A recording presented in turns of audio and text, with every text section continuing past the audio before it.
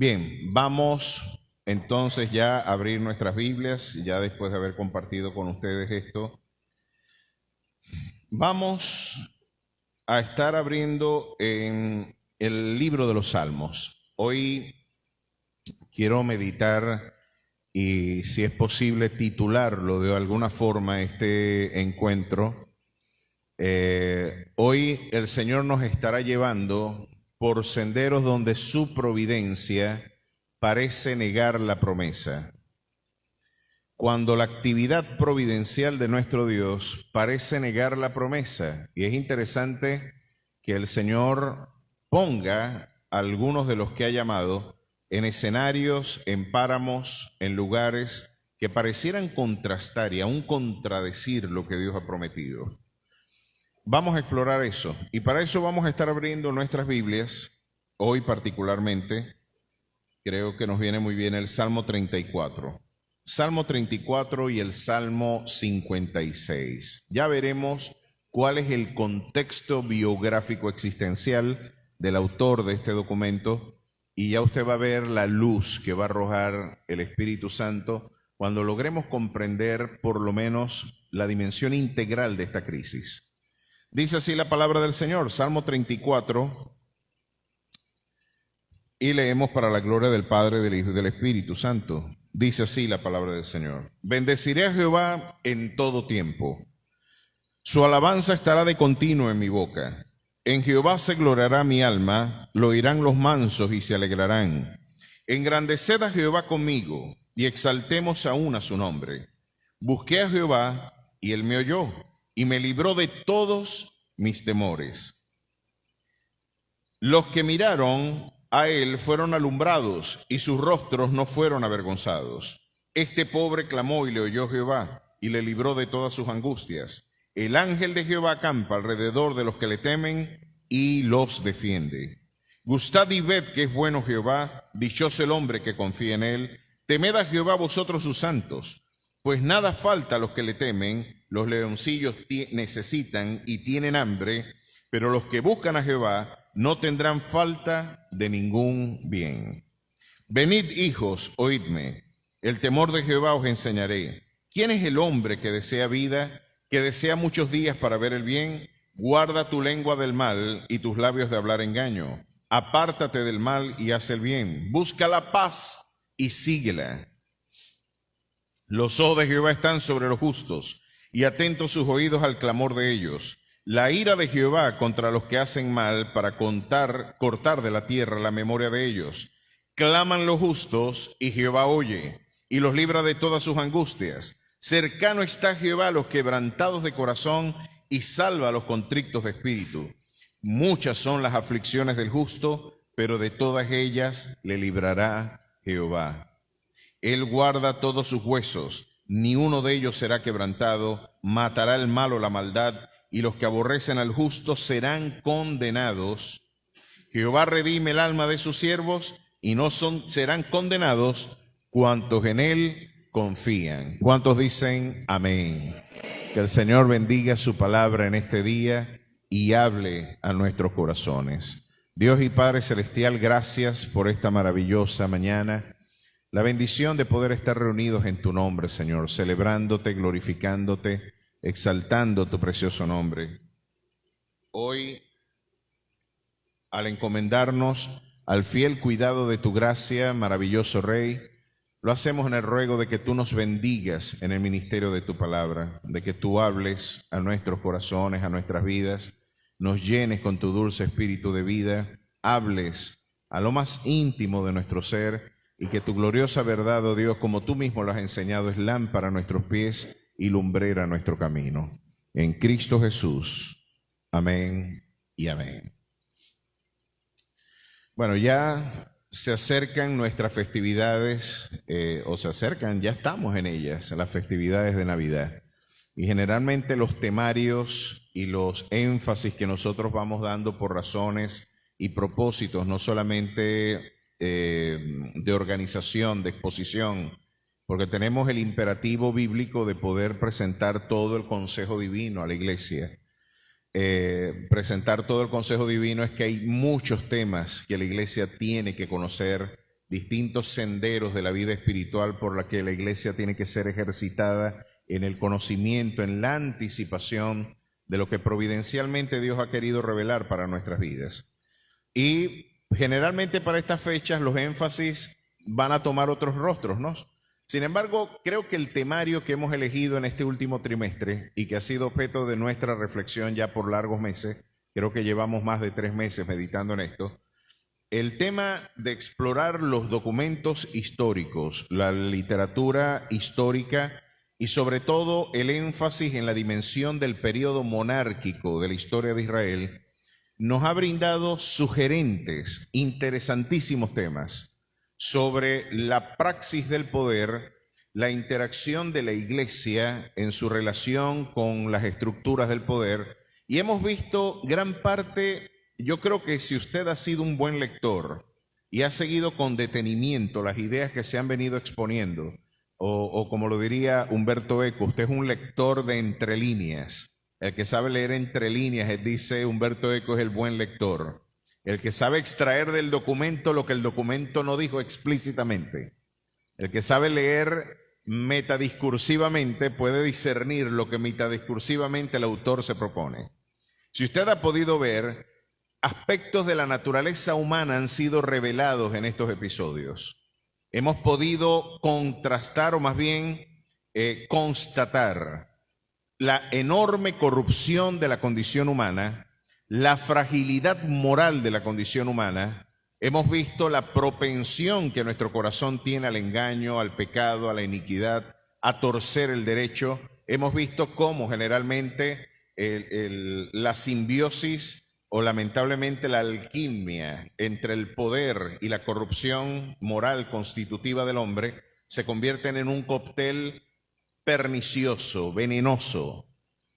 Hemos visto y hemos confirmado que el poder corrompe y el poder absoluto corrompe absolutamente.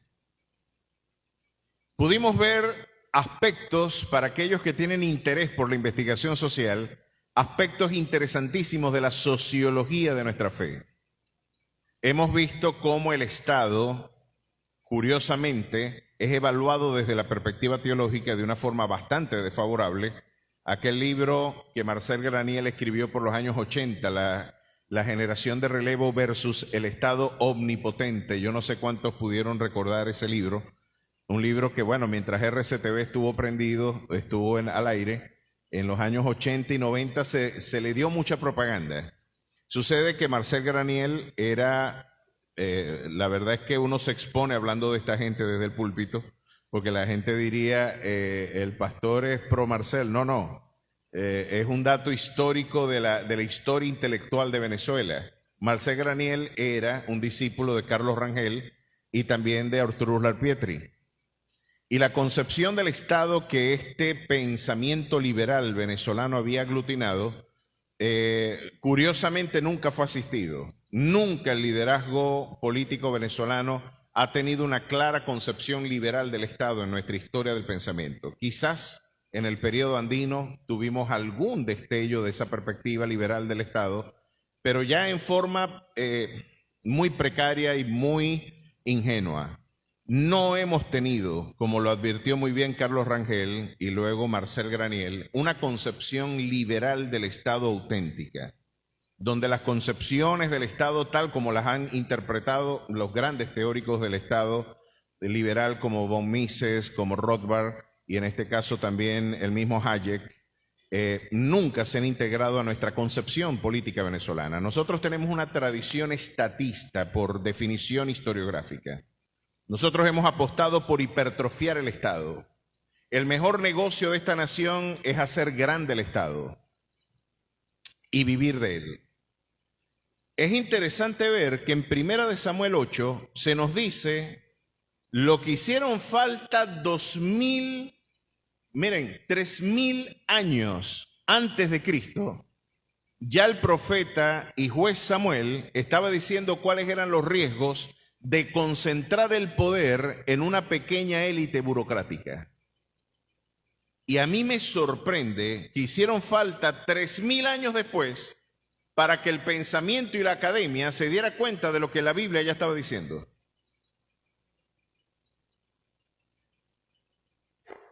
A lo mejor no me estoy dando a entender, pero es interesante ver cómo la Biblia, siendo la palabra del Señor, ciertamente adelantó con creces nuestras investigaciones, la soberbia de la academia, y solamente un ignorante podría decir que la palabra del Señor no es lámpara a nuestros pies y no es lumbrera al camino del hombre. De hecho, estamos pasando muy malos momentos como nación, es porque esta lámpara no está encendida en las calles de nuestra tierra. Lamentablemente, la Biblia nos podría decir, ya yo había hablado de esto. Y hemos visto en nuestro peregrinar cómo, en nuestra lectura de este periodo, hemos podido ver algunas interpretaciones interesantísimas de la interacción del pueblo de Dios, el Estado, y estuvimos hace unas 2 o 3 semanas atrás meditando en los jóvenes en Babilonia, cómo las presiones que el Estado trató de imponerle, en este caso a la iglesia, al pueblo elegido, cuáles eran las formas en las que el pueblo de Dios tenía que responder frente al desafío del desencuentro institucional con el Estado. Vimos la forma en la que Sadrach, Mesach y Abednego dieron una respuesta concluyente, definitiva. Y creo que es inspirador el valor, la valentía, la coherencia. Eran ver estos personajes que siguen inspirando. Cuando uno quiere hablarle a los jóvenes, no se le ocurre sino hablar de estos 3 muchachos. Uno está viendo ahí un ejemplo de santidad, un ejemplo de coherencia, un ejemplo de valentía, un ejemplo de confianza, un ejemplo de dependencia espiritual. Podemos ver en ellos un reflejo formidable de lo que se supone debería ser el sujeto ético consagrado en el Evangelio. Bueno, ahí tenemos una lectura. Hoy tenemos un salmo que fue inspirado en el fragor, en este caso, de un terrible quebranto personal de David. Y alguien podría decir, porque hay canciones memorables, canciones que nos pueden hablar de la biografía de sus autores. Miren, si hay algo hermoso de la poesía, es que nos brinda una anatomía de la espiritualidad de quien la compone. Hay poemarios de don Miguel de Unamuno que a mí me sacan lágrimas, cuando él decía que él quería volver a ser un niño.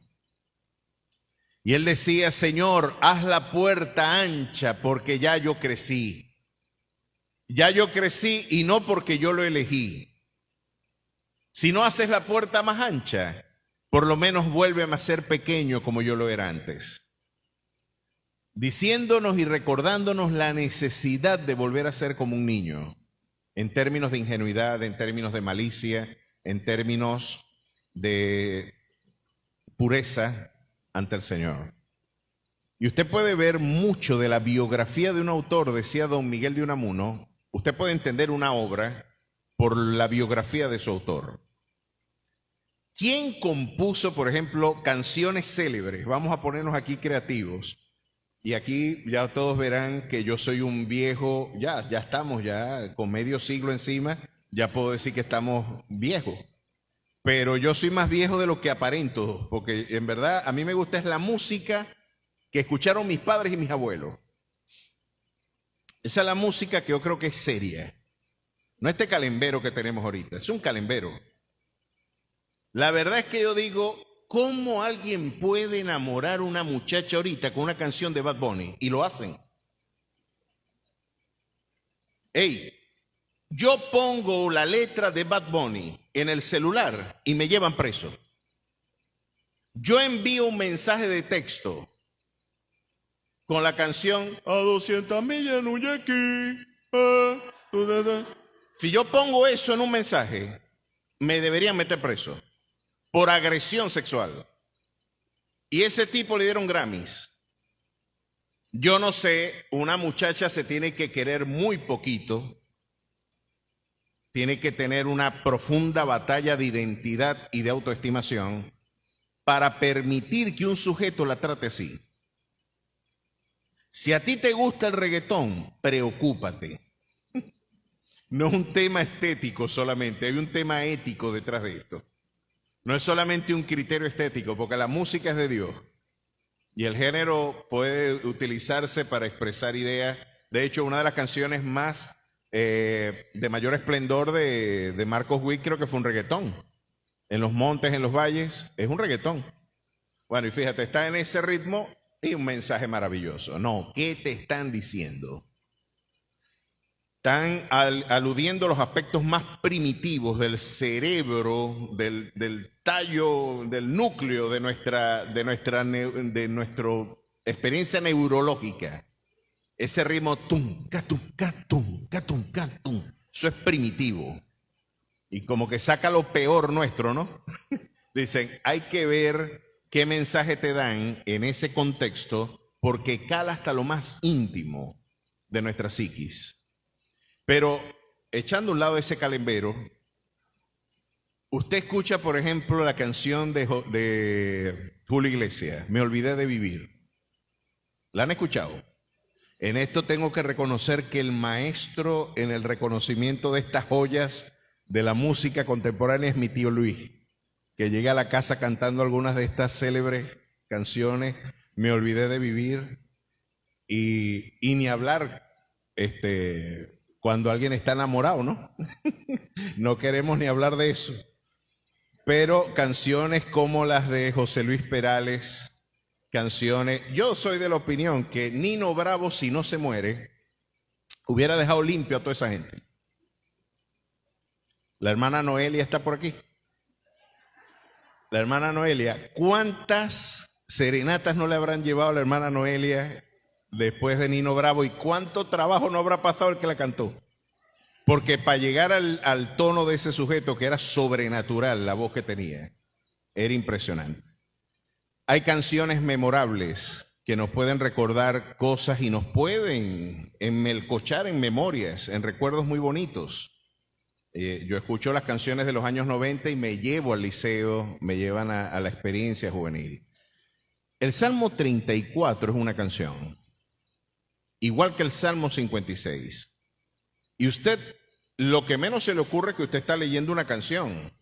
Y usted puede decir, ah caramba, pero es una canción sui generis, porque generalmente las canciones no tienen... ¿Dónde está la rima aquí? Para el hebreo lo importante no era la rima de la sonoridad, como en nuestra lengua castellana, que la sonoridad y toda esta rima en donde los aspectos sonoros son fundamentales para la composición poética. En este caso es la simetría de las ideas la que brinda relevancia al pensamiento y a la poesía hebrea. Son las ideas, los paralelismos, bien sea de carácter antitéticos o sintéticos. Lo cierto es que es presentar la idea de forma creativa, simétrica, por contrastes o por sinonimias, que permite el autor utilizar esos elementos retóricos para darle mayor rigor al pensamiento. Vamos a ver cómo presentamos esta idea y cómo podemos, a través de esta simetría expositiva, presentar los aspectos más profundos del alma del hombre. Y es que el libro de los Salmos es un documento de anatomía de la espiritualidad humana. No hay una sola emoción, no hay un solo sentimiento que no tenga expresión en este libro. Desde la tristeza hasta la alegría, desde la euforia hasta la depresión, desde la angustia hasta la confianza. Usted puede ver que esto es una montaña rusa. Aquí usted puede ver el salmista incluso contradiciéndose a sí mismo en el mismo salmo. Y usted puede decir, pero ¿quién pudo haber dicho, hasta cuándo Jehová tú estarás conmigo? No me escucharás. Y después dice, mi alma está en ti confiada. Ya va, un momentico, ¿tú estás confiando o estás reprochándole a Dios que no está contigo? Y parece que el salmista afirma algo y luego se refuta porque hay una profunda crisis en su corazón. Parece que es un diálogo interno donde los aspectos de la coherencia no son los más claros para expresar nuestra condición, sino, en este caso, no nos queda más remedio que la poesía, como un reflejo de las inconsistencias y de las batallas de nuestra condición humana, como un centauro ontológico. Un centauro ontológico porque nos contradecimos, somos terrenales y divinos. Dios sopló aliento de vida en nuestras vidas, pero somos hechos del polvo. Y al mismo tiempo de que hay algo, y por la fe mora el Espíritu Santo en nuestras vidas, todavía batallamos con pasiones terrenales, con un viejo hombre que ese sinvergüenza, a pesar de que nos bautizamos, como decía Spurgeon, el tipo no se ahogó. El viejo hombre que está lo domesticando a cada momento y parece que no va a quedar más remedio que esperar hasta la glorificación de nuestros cuerpos y el Señor nos dará una victoria plena frente a nuestras apetencias terrenales. Pero mientras tanto me temo que usted va a tener que arrepentirse todos los días y va a tener que pedir perdón a Dios y va a tener que refugiarse en el perdón de Dios de forma muy cotidiana porque todavía hay pasiones batallando en nuestros miembros. No es una apología del pecado, es una descripción de la realidad de nuestra debilidad y de nuestra contingencia. Podemos vencer la iniquidad y tenemos los recursos a nuestra disposición. Pero quiero recordarles de que tenemos pies de barro también. Eso será una realidad. Así que usted puede ver esas contradicciones expresadas en el relato que fue inspirada por el Espíritu, pero que traduce también las enormes contradicciones de un hombre. Vamos a ver qué estaba pasando cuando se escribió este salmo, qué le estaba pasando a David. Porque una canción puede decir mucho de lo que está viviendo el que la está padeciendo, ¿no? Y alguien podría decir, y por eso he querido titular a la exposición de hoy, cuando la providencia de Dios te lleva a un lugar que contradice su promesa. Vamos a ver en 1 Samuel capítulo 21, ¿qué le estaba pasando a David en ese momento? Oye, es interesante. ¿Qué habrá pasado? Interesante esto. Miren lo que nos dice el capítulo 21. Vamos a leer algunos versos de este episodio. Capítulo 1, verso 1. Vino David a Nob, al sacerdote Ahimelech, y le sorprendió a Ahimelech, y se sorprendió Ahimelech de su encuentro. Las versiones hebreas dicen que salió con temor,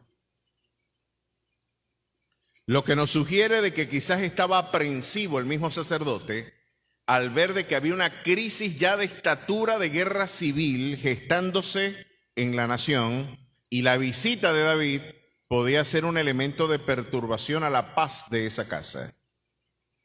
Este es un ejercicio de especulación lingüística, pero es interesante ver que se sorprendió Ahimelech, enriquece un poquito más el detalle lingüístico de las traducciones hebreas. También tuvo temor. Y dice, y le dijo, ¿cómo vienes tú solo y nadie contigo? Él podía ya anticipar la crisis que había. Y respondió David al sacerdote Ahimelech, el rey me encomendó un asunto y me dijo, nadie sepa cosa alguna del asunto, ¿a qué te envío? Y lo que te he encomendado. Y yo le señalé a los criados un cierto lugar. Ahí claramente David está mintiendo. Y podemos ver cómo los temores, porque para este momento ya Saúl había ganado la idea, yo necesito interrumpir el proyecto divino. David no puede quedarse con vida porque su permanencia en esta casa amenaza los intereses de poder que yo adelanto.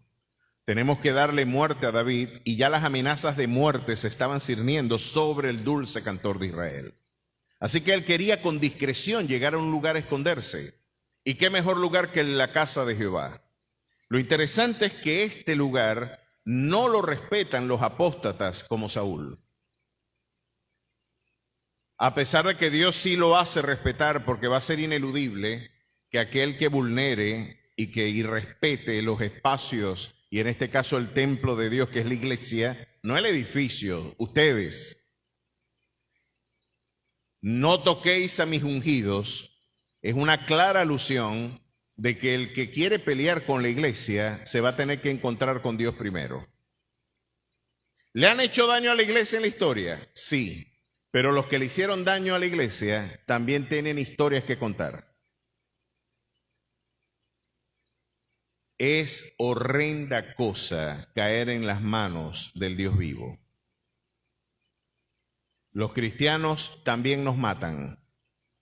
Y la Escritura dice claramente de que para mí el vivir es Cristo y el morir es ganancia.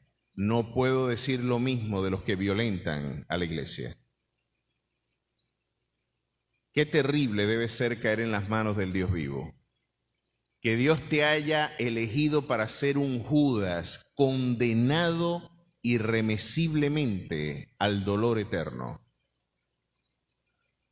Porque las aflicciones serán inevitables, como las que David está viviendo y como las que Jesús tuvo que vivir con Judas. Pero ay del por quien vienen las aflicciones. Así que David mintió, quizás producto del temor. Ya puedo anticipar cómo la torpeza moral de David está siendo gobernada por temores, que no me trae ninguna sorpresa. Siempre nos equivocamos cuando el temor preside nuestra conducta. Ahí usted puede derivar un apotegma invariable de la conducta ética de la iglesia. El temor no es un buen compañero. Y como ya veremos, es el mandamiento más recurrente que las Escrituras nos da. No temas. Es el mandamiento que 365 veces, según Philip Yancey, y no he hecho la tarea porque yo quería cotejar esta información, 365 veces se nos dice, como recordándonos una vez por día en el año, de que nuestro Dios nos invita a no temer. Ahora, por temor se miente. Y el Señor aquí le está diciendo, más bien David le dijo, a mí me mandó Saúl para hacer una diligencia y que no dijera lo que iba a hacer. Mentira. Ya ahí, de alguna manera, esta mentira tuvo una consecuencia que le costó la vida a estos sacerdotes. Más adelante lo veremos. Si usted continúa la lectura en el capítulo 22, verá que Saúl después mata al anfitrión de David y a todos los sacerdotes que estaban allí. Pero es interesante ver cómo se fue gestando el Salmo 34. Ya vemos a un David asustado, lleno de temor. Por otra parte vemos, el sacerdote respondió a David y dijo, no tengo pan común a la mano, solamente tengo pan sagrado, pero lo daré si los criados se han guardado a lo menos de mujeres. Y David respondió al sacerdote, le dijo, en verdad las mujeres han estado lejos de nosotros ayer y anteayer. Cuando yo salí, ya los vasos de los jóvenes eran santos, aunque el viaje es profano, ¿cuánto más no serán santos hoy sus vasos? Así el sacerdote le dio el pan sagrado, porque allí no había otro pan sino lo de los panes de la proposición, los cuales habían sido quitados de la presencia de Jehová para poner panes calientes el día que aquellos fueron quitados. Y estaban allí, aquel día detenidos delante de Jehová uno de los siervos de Saúl, cuyo nombre era Doeg, edomita, el principal de los pastores de Saúl. Y David dijo a Ahimelech, no tienes aquí a la mano lanza o espada, porque no tomé en mi mano mi espada ni mis armas, por cuanto la orden del rey era premiante. Y miren lo que le va a sacar aquí. El sacerdote le respondió, la espada de Goliat del filisteo, al que tú venciste en el valle de Ela, está aquí envuelta en un velo detrás del efod. Si quieres tomarla, tómala, porque aquí no hay otra sino esa. Y dijo David, ninguna como ella, dámela. Qué interesante, mis queridos hermanos, que el Señor permite a través del temor y providencialmente le recuerda a David a través de un trofeo de guerra quién es el Dios que invitó. A estas alturas, el salmista está ya meditando y pensando, David me va a alcanzar, Saúl me va a alcanzar, yo voy a morir. Parece que va a ser inevitable el destino de que el Estado prevalezca sobre el llamado. El Estado es omnipotente. Las fuerzas represivas del Estado parecen tener mayor facultad, tienen mayor habilidad, tienen aparatos de inteligencia, tienen la disposición y la capacidad de poder reprimir mi llamado, mi vocación, lo que el Señor de alguna manera ha delegado en mi vida. Parece que ellos tienen ya la facultad de poder impedir lo que Dios dijo. Y yo me puedo anticipar a la idea de que hay una profunda crisis de fe ya en el salmista, diciendo, ¿cómo yo puedo hacerle frente a tan grande desafío? Tú sabes que es poner todo el Estado a disposición para matarme. Y la capacidad que tiene Saúl es irrestricta, él es un autócrata. Él manda y más allá del derecho, el Estado es él. Es interesante que en este momento ya podemos ver los temores que se están acrisolando en el corazón de David, y levantándose David aquel día, huyó de la presencia de Saúl y se fue a Aquis, rey de Gat. Se cambió de provincia y se fue para los enemigos de Israel. Otra decisión interesante, y David diría, los enemigos de mis enemigos son mis amigos.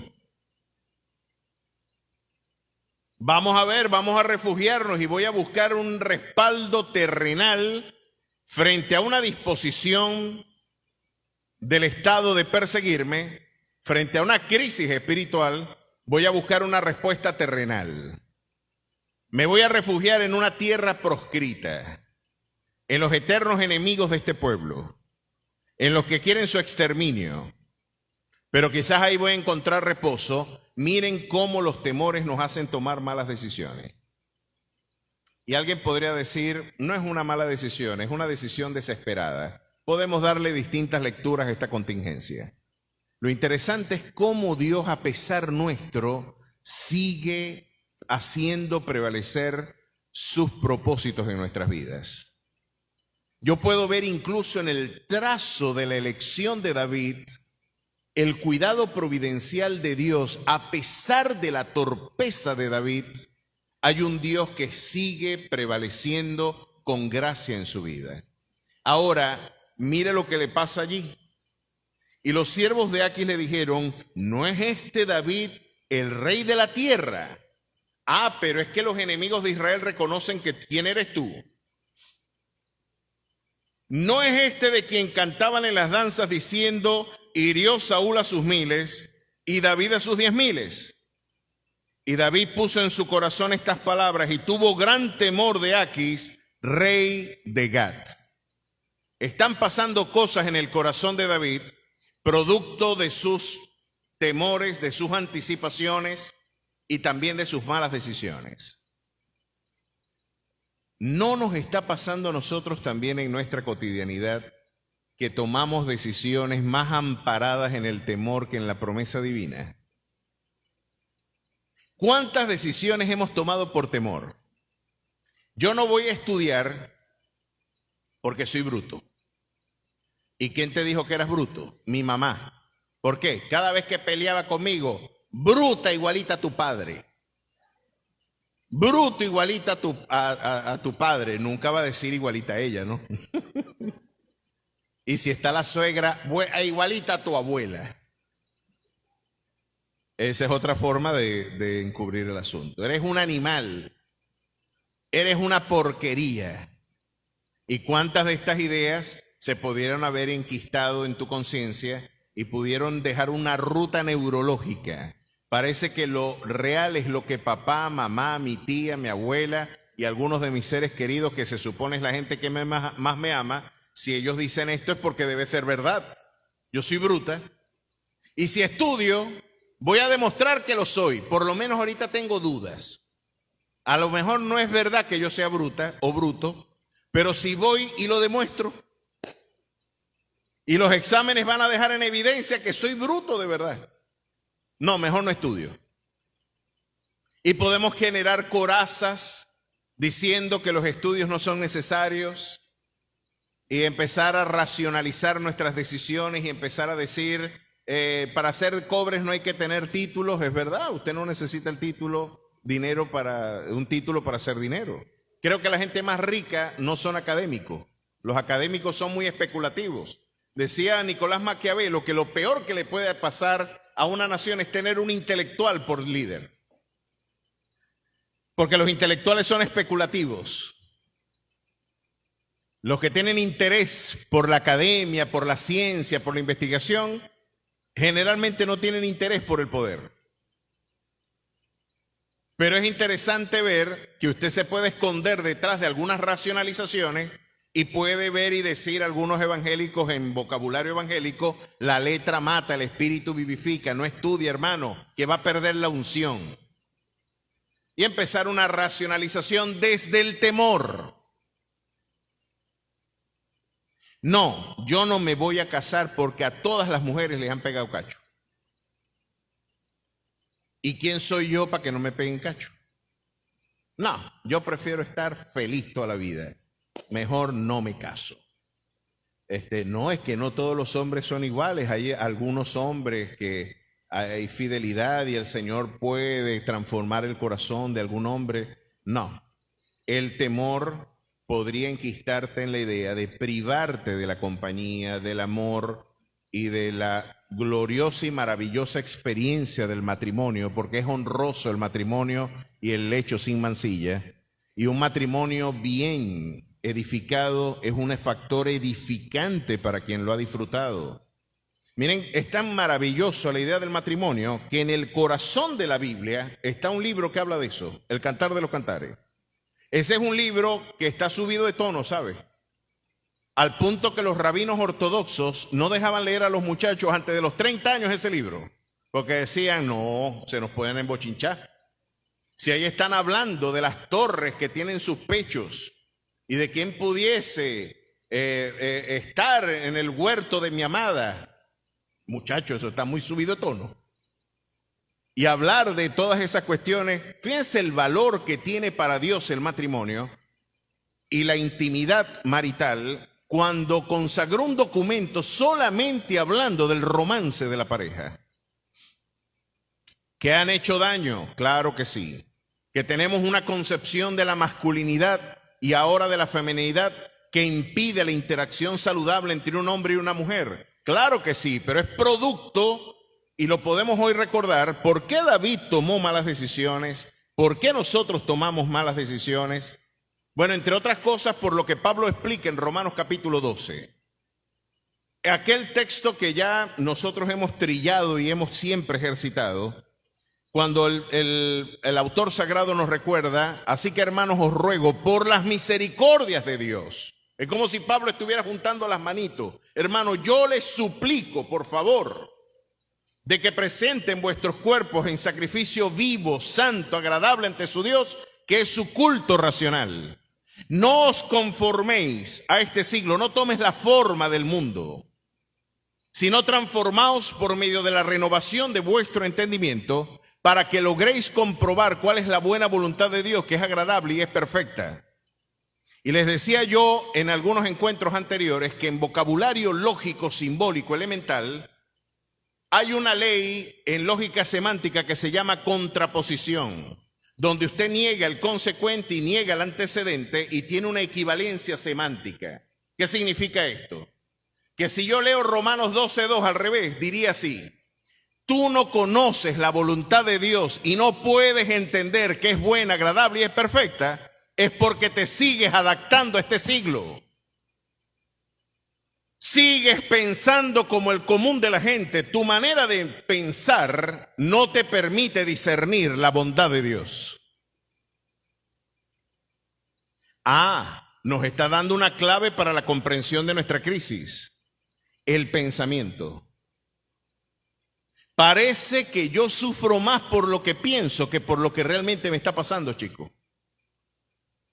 Estoy anticipando todo el tiempo que algo está mal, que me va a pasar algo. Y hoy es interesante cómo esto ha sido un tema tan recurrente para la terapia y para gran parte de la investigación psicológica y psiquiátrica. Es porque la enfermedad de este siglo, mis queridos hermanos, es la ansiedad y la depresión. Estamos ansiosos. Estamos angustiados constitutivamente, estamos deprimidos y entristecidos, y me encanta lo que Timothy Keller nos recuerda. Hermano, la amargura en vocabulario teológico, si lo pongo en vocabulario de nuestra fe, tú estás amargado porque crees que lo que Dios decidió no está bien. Te amarga pensar que Dios decidió por ti cosas que tú no querías.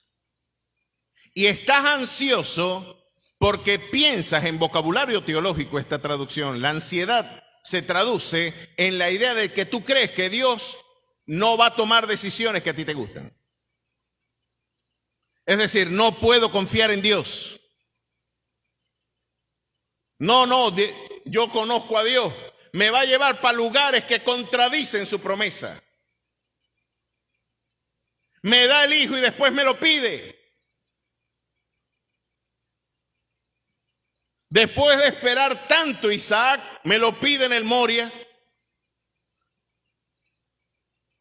Después que dije que Jehová es mi pastor y que nada me faltará, que en lugares de delicados pastos y junto a aguas de reposo me pastoreará. ¿Cuántos dicen amén? Pero sabe que ese mismo pastor después te lleva al valle donde la muerte te hace sombra. Y cuando usted está en los lugares de delicados pastos, está nadando de espalda, muchachos, y echando agüita por la boca. Estoy aquí, disfrutando las aguas de reposo, mi jacuzzi. Pero cuando estás en el valle donde la muerte te hace sombra, usted sabe que la sombra está al ladito de uno y uno la ve. Y yo la veo, está al lado mío. El salmista está diciendo, está tan cerca la muerte que mi sombra parece distante. Puedo sentirle la respiración al peligro, a lo que tú me has expuesto. ¿Por qué si yo confío en ti, si yo te llamé mi pastor, qué hago yo en este lugar? ¿Por qué no puedo honrar compromisos que tú mismo me impones? Y podemos presentar esto en el vocabulario de los grandes hombres de Dios. El mismo Jeremías llegó a maldecir el día de su nacimiento porque decía, lo que me comisionaste no lo puedo soportar, porque cuantas veces doy voces, violencia y destrucción, porque la palabra de Jehová me ha sido para afrenta y escarnio cada día. Lo que me dijiste que hablara ha despertado antipatía en la gente. Y la soledad ha sido mi compañera. Y llega a la conclusión, no hablaré más en su nombre.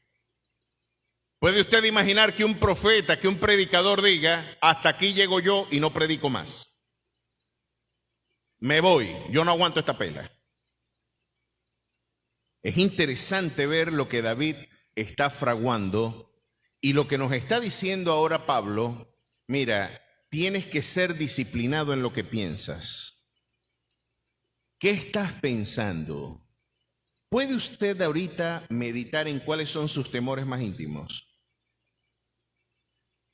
Usted hace una lista y podemos hacer una encuesta anónima y usted pone la lista de los mayores temores de nuestra vida.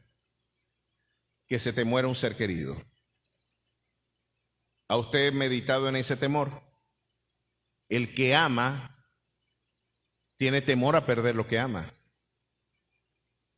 ¿Y cuántos de nosotros hemos meditado, Dios mío, y si nuestros padres mueren, si nuestra familia muere, y si hay un accidente, y si no hay dinero para suplir ese accidente, y si no me gradúo, no puedo mantener la casa, y si no mantengo la casa, nos vamos a la indigencia? Y si me tengo que ir del país y fuera del país, entonces no me va bien. Y si allá fuera del país, entonces, y se viene una avalancha de pensamientos, de anticipaciones. Y como decía mi querido pastor José Inciarte, el diablo es buen diablo. Y sabe disparar muy bien. Va a enviar dardos de fuego a tu mente y te va a decir, yo te lo dije, tú no sirves para nada. Estamos probando lo que siempre hemos creído. Tú no sirves.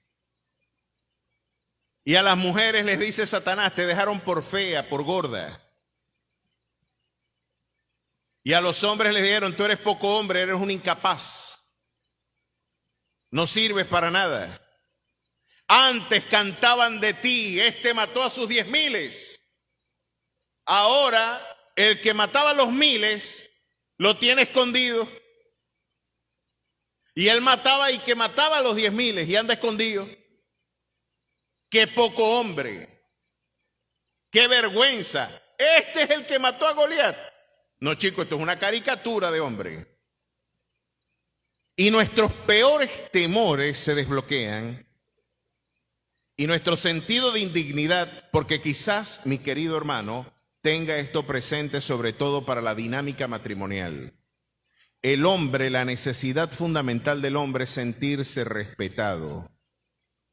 Y si usted no respeta, no le da el valor o admiración, reconocimiento al trabajo que adelanta su marido, usted va a experimentar desamor como contraparte. Pero la necesidad fundamental de la mujer es sentirse amada. Y cuando el hombre no da amor, la mujer se va a encontrar tentada a no respetarlo. Y se vuelve un círculo vicioso. Él no me ama, yo no lo respeto. Ella no me respeta, yo no la amo. Y se vuelve un círculo vicioso que solamente el Espíritu Santo puede fracturar, poniendo en este caso paz y sindéresis en el corazón del creyente. Pero mis queridos hermanos, ¿pueden tomarle el pulso a la crisis de David? Estoy escondido, se decía de mí que éste había matado a sus 10,000 y cambió su manera de comportarse delante de ellos y se fingió loco. Ahora David se hace loco, fingió demencia. Ustedes pueden creer a dónde puede llegar la condición de un hombre en su temor para hacerse pasar por loco. Y dice la Escritura, y miren, se fingió loco entre ellos y escribía en las portadas de las puertas y dejaba correr la saliva por su barba. Y dijo Aquis a sus siervos: he aquí, veis que este hombre es demente. ¿Por qué lo habéis traído a mí? ¿Acaso me faltan locos para que me hayáis traído? Este dijo, como si faltaran pocos locos aquí. Yo tengo un camión de locos. ¿Me vas a traer otro más?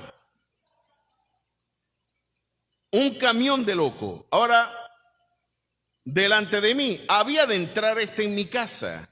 Ahora miren cómo es subestimado. Y cuando, mis queridos hermanos, ni tus mejores memorias pueden servir de consuelo a tu terrible crisis personal. Alguien podría pensar, ¿qué necesito cantar? ¿Qué necesito pensar cuando Dios me lleva a los páramos de la experiencia humana y cuando Dios me ha llevado a un lugar que contradice la promesa? Tener que babearse. Usted puede imaginarse en la terrible condición en la que tuvo que llegar David, avergonzarse y humillarse a este punto por temor. Vamos al Salmo 34. Allí usted va a entender ahora, y el Salmo 56. El 34 y el 56 se escribieron en el contexto de esta crisis. Y miren lo que dice David. No puedo leerlo y hacer una aproximación rigurosa verso por verso o palabra por palabra del Salmo. Sin embargo, aquí tenemos gemas que nos permiten entender qué debe hacer usted en crisis cuando la providencia de Dios lo lleva por lugares que niegan su promesa.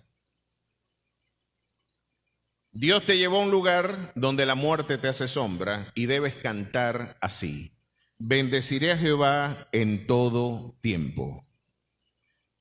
Su alabanza estará de continuo en mi boca. En Jehová se gloriará mi alma, lo oirán los mansos y se alegrarán.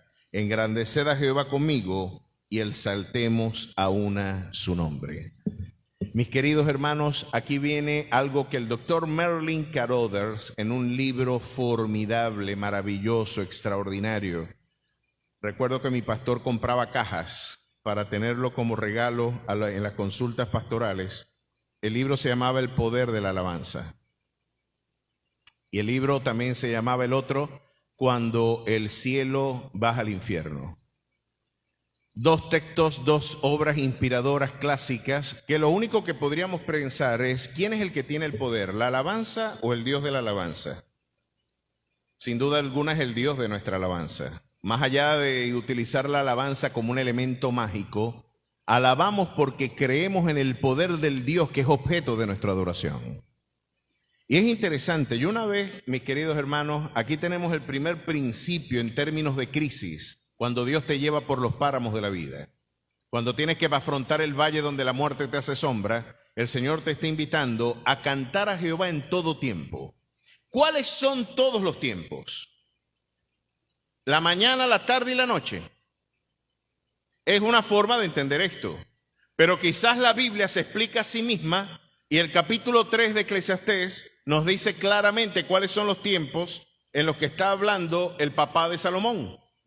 Salomón quizás había escuchado a su papá hablar del tiempo y nos da esta descripción que anticipó a la investigación de Heidegger y su anticipación de la descripción fenomenológica del tiempo. Y aquí ahora viene a Salomón a recordarnos esto.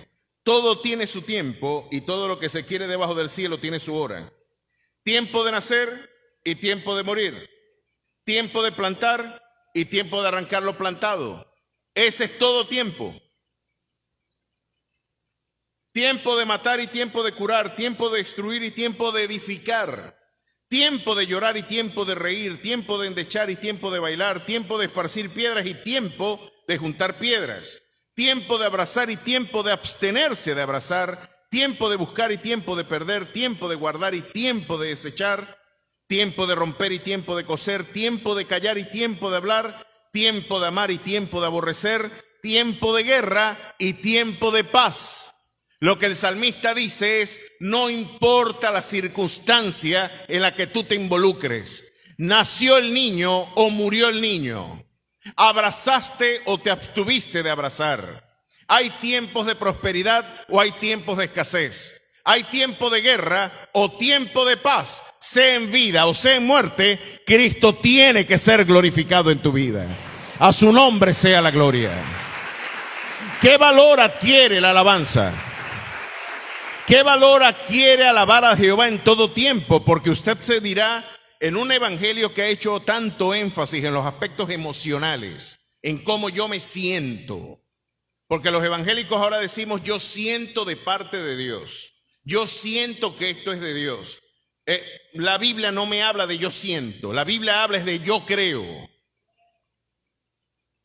De convicción, de certeza. No de pálpitos, de arrebatos místicos o de efluvios emocionales. Nuestro vocabulario se adaptó a este siglo y no nos permite entender la voluntad de Dios porque creemos que la voz de Dios es un sentir. No, yo creo y estoy convencido porque he conocido a ese Jehová en Peniel, donde luchaste en ese lugar y le dijiste, no te soltaré hasta que tú no me bendigas, porque necesito que tú hables, transformes mi vida, me des un nuevo nombre, quizás tengas que tocarme y yo tenga que caminar diferente como Jacob, pero quizás el impostor hoy tendrá un nuevo nombre y me llamarán el que luchó con Jehová y le venció.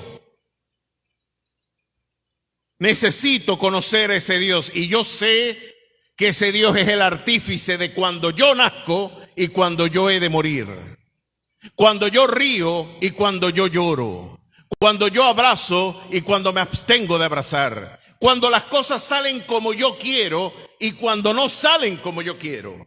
En las aguas de reposo y en el valle donde la muerte me hace sombra, allí tú estarás conmigo. Por lo tanto, mi alabanza será vigente. Mi canción será para ti. Y yo puedo adorarte y puedo ver la mano de tu gracia aún sosteniéndome en mis lágrimas.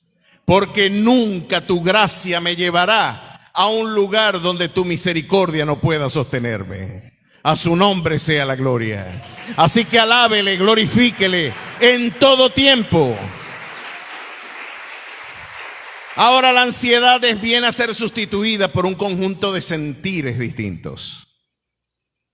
A pesar de la contradicción inherente al corazón del salmista, yo puedo anticipar aquí un evento de victoria. A mí me resulta interesante en el capítulo 16 de Hechos que a Pablo, Pablo era un tipo impresionante. Lo que me llama la atención es que al igual que Abraham, yo ahorita me quejé por Abraham, pero Abraham no se quejó.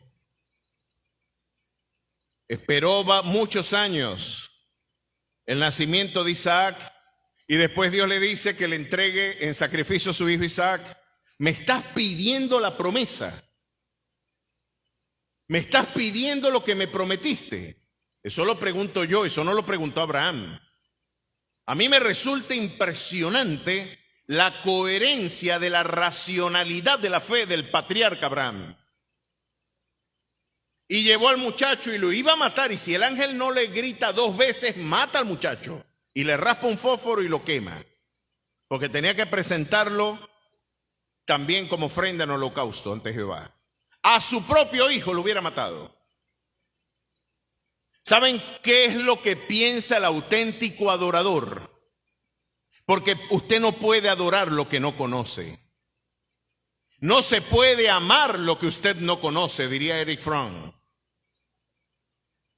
Erich Fromm llegó a la conclusión en su libro El arte de amar, de que usted deja de amar a alguien es cuando lo deja de conocer.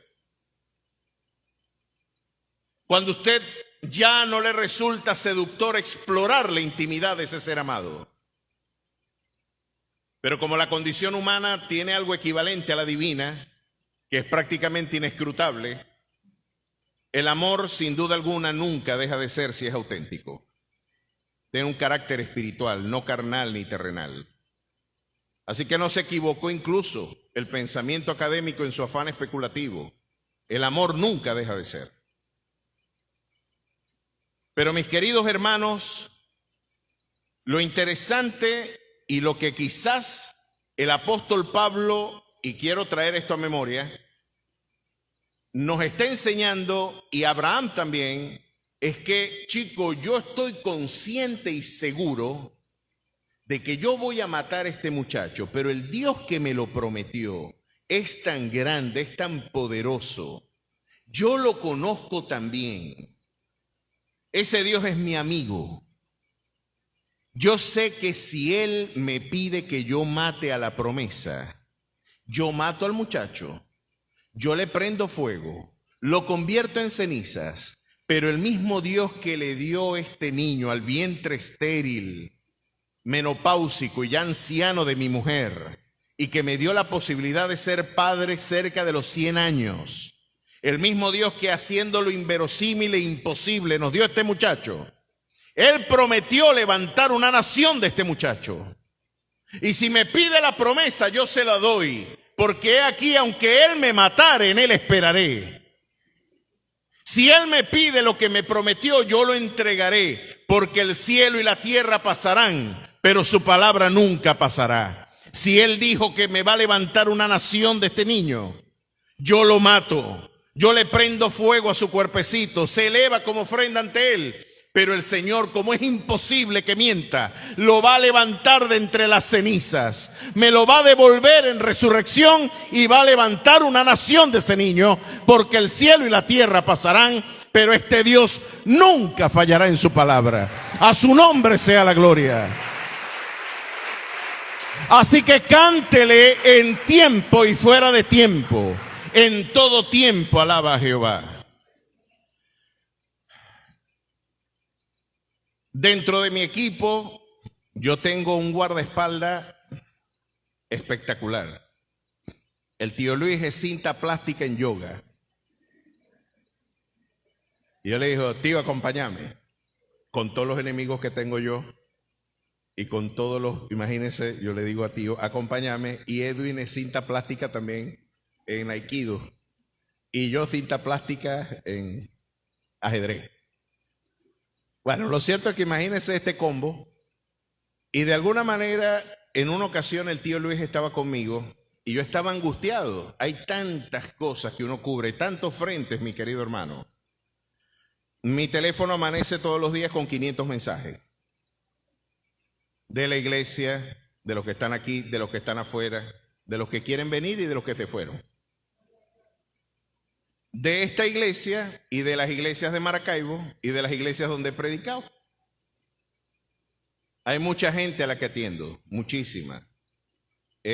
Consejería, dirección, oración, dinero. El problema de este catirito es que la gente cree que uno tiene cobre. Y todo lo que podemos hacer por los hermanos lo hacemos. Pero a veces uno se siente abrumado por tantos desafíos. Hay que cubrir, hay que comprar el terreno, hay que pagar la luz, hay que darle aguinaldo a los trabajadores, hay que reparar el carro, hay que comprar la pintura, y uno a veces no haya tantos problemas. Se enfermó un hermano, está deprimido, hay que ir para allá, pero también hay que ir para acá. Y en ese día yo estaba inusual, o más bien usualmente, abrumado por muchos frentes que cubrir. Estaba un poco inquieto. Además de todo esto, la inquietud por tu familia, porque tienes que proveer, tienes que cuidar, tienes que velar. Son tantas cosas que hay que hacer. Bueno, lo cierto es que estaba mal. Y yo le digo, tío, me siento mal. Y de manera providencial, porque tío es un hombre de Dios. Y en oración él me dijo, ¿por qué no adoras? Y yo me lo quedé mirando y yo dije, chico, me dio pena. Y yo dije, tienes razón, ¿por qué no estoy adorando? ¿Por qué no adoro al Señor? Y de inmediato mi perspectiva cambió. Es como si hubieran bajado un breque. ¡Pah! Se quitó la ansiedad, se quitó la angustia y mi dolor, mi quebranto, mi impotencia, mi incapacidad, la escasez de mis recursos cambiaron de mano y los puse en las manos de Dios. Yo no puedo con este peso. Llévalo tú. Y lo adoré, celebré y glorifiqué su santo nombre. Qué bueno es adorar a Dios en todo tiempo, y de hecho la adoración en el tiempo de la aflicción toma un vigor maravilloso. De hecho, el desafío de Satanás en el libro de Job es que Job no podría adorar a Jehová en el contexto de la privación, del dolor y de la aflicción. Qué interesante. Y vea, porque no nos va a dar tiempo a transitar por todo esto, a lo mejor seguimos la semana que viene. Pero entonces el salmista te invita, a lo mejor tu temor no es por sentirte abrumado por razones económicas, sino por el sentido de inseguridad.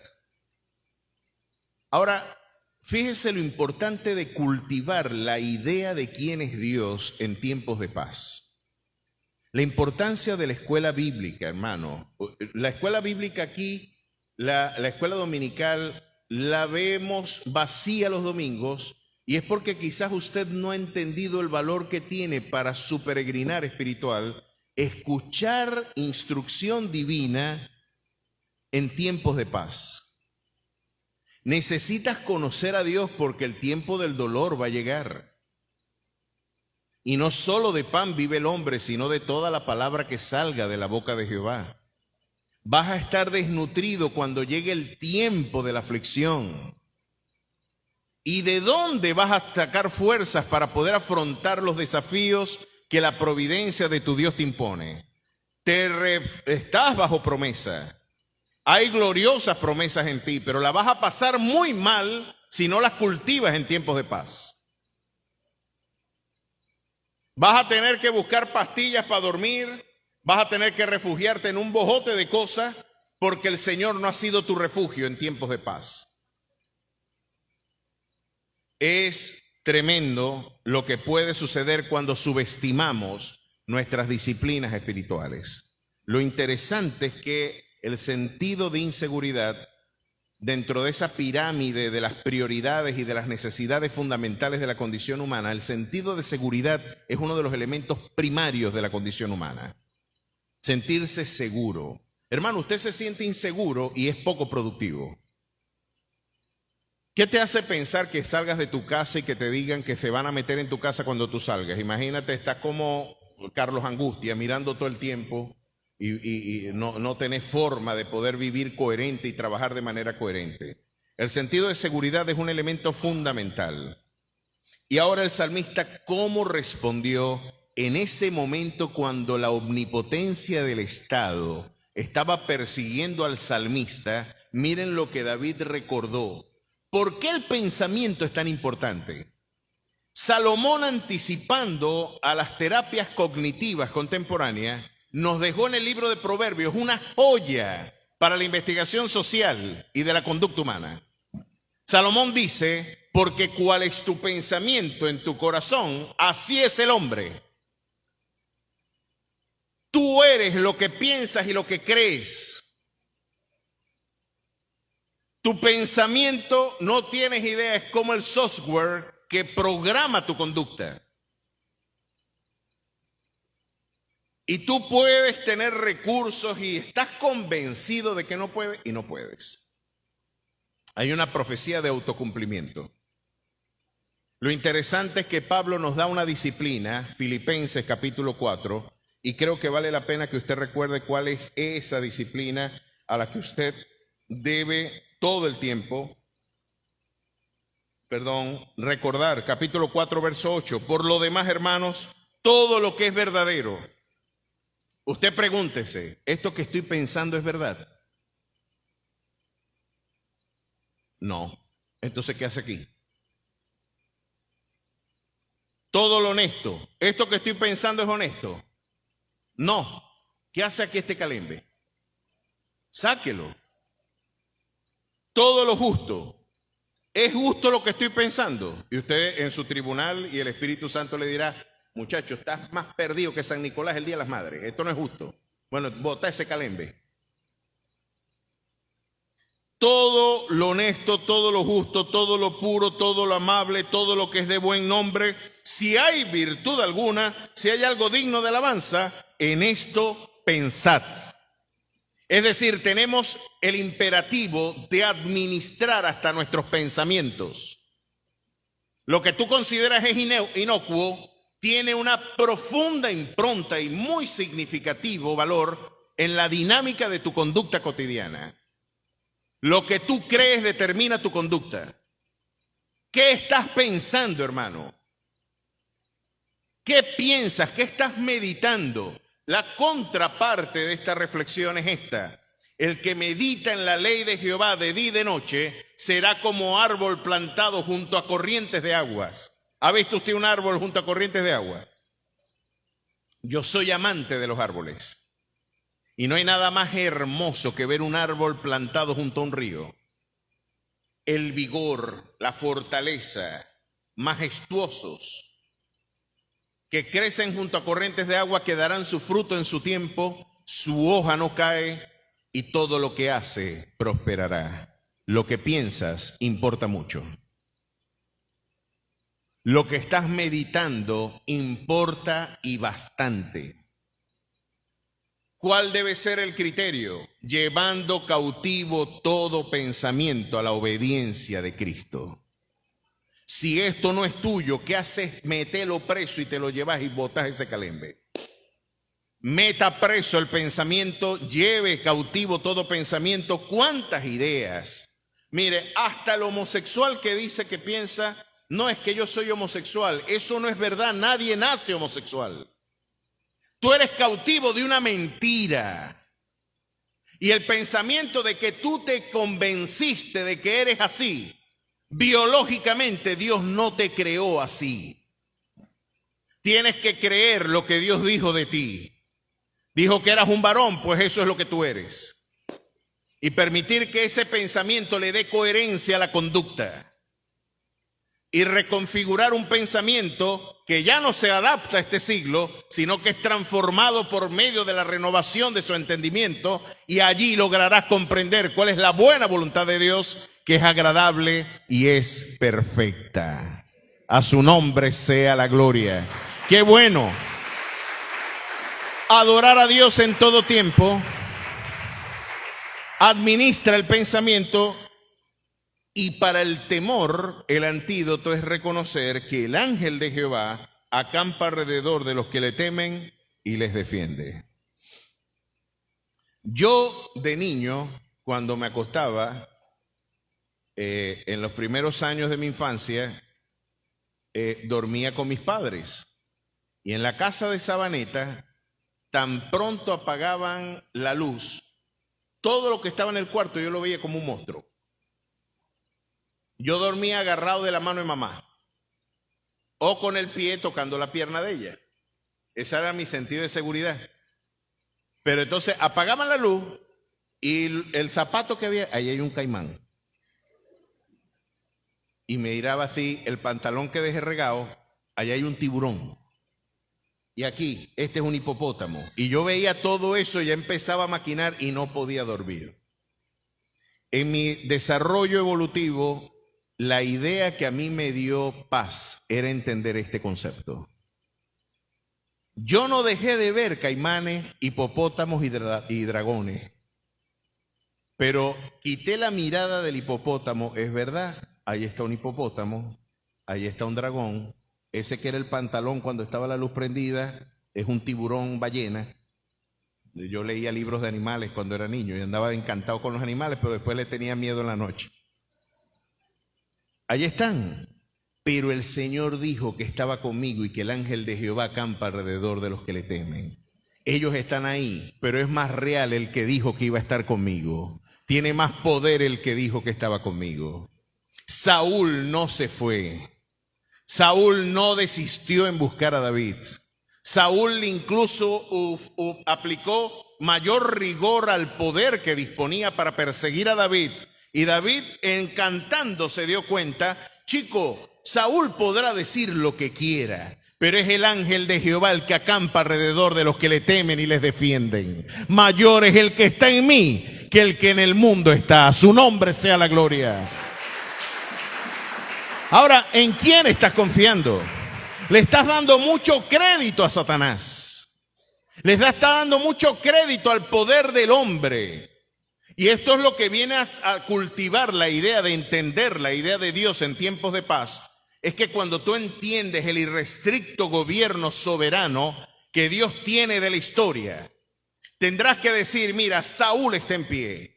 Mis dolencias y quebrantos y todas las amenazas de muerte que tengo están vigentes. La gente no se ha ido, me sigue buscando. Pero yo entendí que es estéril el esfuerzo del hombre si no es respaldado por la soberanía divina. Subestimo tu poder porque sé realmente cuál es la fuente auténtica de el que conduce los hilos de la historia. Y llegamos a una conclusión terapéutica. Yo podré morir en un accidente, pero nunca voy a morir accidentalmente. Yo voy a ser inmortal. A pesar de Saúl, a pesar de sus amenazas, yo voy a ser inmortal hasta que el propósito de Dios se cumpla en mi vida. Es el ángel de Jehová el que está de mi parte. Y esto es lo que Leonard Ravenhill decía. Hago un inventario de lo que contamos nosotros. ¿Quieren saber con qué cuenta la iglesia? Yo cuento con Dios Padre, Dios Hijo y Dios Espíritu. Y 2/3 de los ángeles, porque 1/3 se fue con Satanás. Dios Padre, Dios Hijo y Dios Espíritu, más los 2/3 de los ángeles. ¿De quién es la ventaja? La ventaja es mía. Ábrenos los ojos, Señor, para que tú veas que nuestro ejército es mayor. ¿Qué quieres que me ponga a llorar? No debo llorar, debo confiar. Mayor es el que está en mí que el que en el mundo está. Y el Señor lo dice lapidaria, taxativa y categóricamente. Si Dios es conmigo, ¿quién contra mí? A su nombre sea la gloria. ¿Qué estás pensando? ¿Qué estás cultivando en tus momentos de ocio? ¿Qué estás pensando de Dios? Si tú crees que Dios es esto, chico, Satanás le ganó a Dios. Me quitó la bendición Satanás. Y yo voy a arrebatarle a Satanás. Arrebato lo que él se llevó. Yo no tengo que arrebatarle a nada porque a mí el que me arrebata las cosas es Jehová. Hasta que usted no entienda quién es el que manda, usted va a sufrir mucho. Y va a tener mucha ansiedad porque usted va a creer, mira, Satanás en cualquier momento le gana a Dios y me roba la bendición.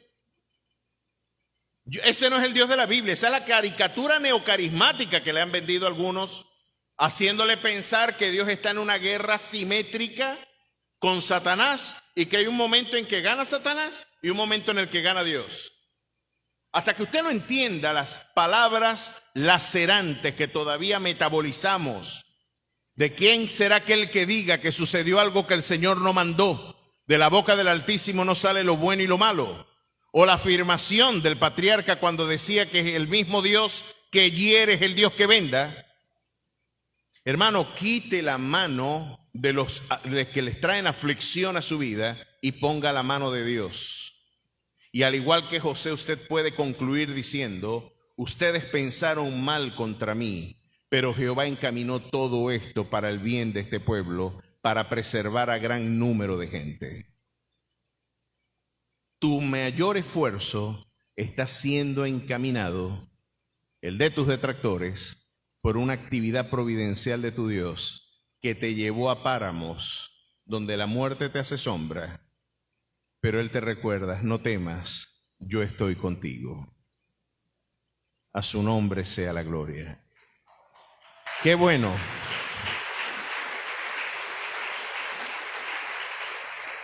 Pero el 34 no solamente engendró, las circunstancias de David no solamente dieron para el Salmo 34. El 56 también fue compuesto en ese momento. Lo vamos a dejar en el tintero para seguir reflexionando en esto posteriormente. Pero miren lo que dice aquí: ten misericordia de mí, oh Dios, porque me devoraría el hombre, me oprime combatiéndome cada día. Aquí está mi temor. Me oprime combatiéndome. ¿Qué le había dicho Samuel a David? Lo ungió como rey, ¿verdad? Que sería rey.